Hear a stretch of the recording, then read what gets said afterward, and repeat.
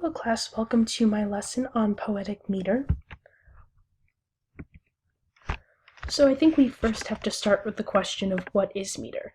Meter is the pattern of syllables in a line of poetry. Now, a metrical foot is two or more syllables put together. So syllables can be stressed or unstressed. In our examples here, we have the stressed syllables in bold and the unstressed syllables in italics. So the first example is table. So the natural emphasis of the syllables is that te is stressed and then bull is unstressed, because you wouldn't say table. That's just not the natural way of saying it. You would say table. So that represents one metrical foot. The next example would be concern. So you wouldn't say concern, you would say concern and allow the emphasis to fall on the second syllable. And this also represents one metrical foot. Now the third example we have is transportation. And the way the syllables break down for that is you would say transportation.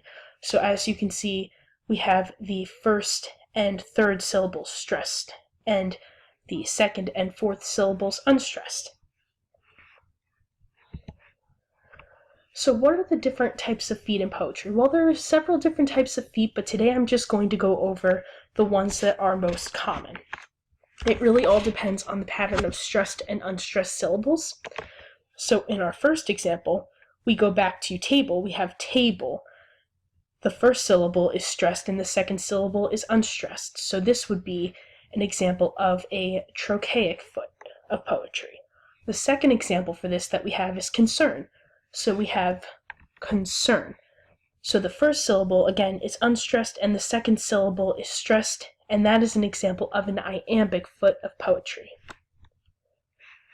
And iambic feet are the most common types of feet in poetry. So what is iambic pentameter then? Let's put it all together. So if we have an iamb, which is 1 foot of alternating unstressed and stressed syllables. So 2 syllables, the first would be unstressed, the second would be stressed, and then we have pentameter.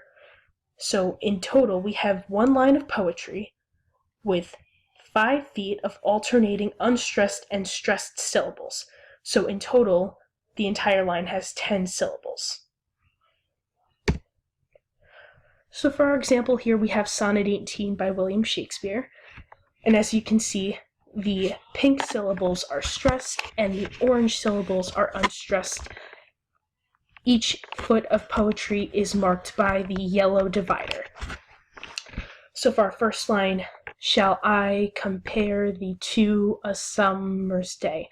And I think with trying to sound out the stresses and the non-stressed syllables, it helps to tap it out. So if you have to do shall I compare thee to a summer's day, so you can hear where the natural stresses fall. And in this case, they fall on shall, come, thee, a, and mers. So those are where the unstressed syllables are. And then we have the stressed syllables at I, pair, to, some, and day.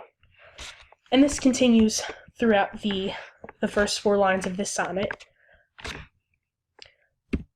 So I want to thank you guys for listening to this today, and I hope that it cleared up some of the problems you've been having with meter. Thanks.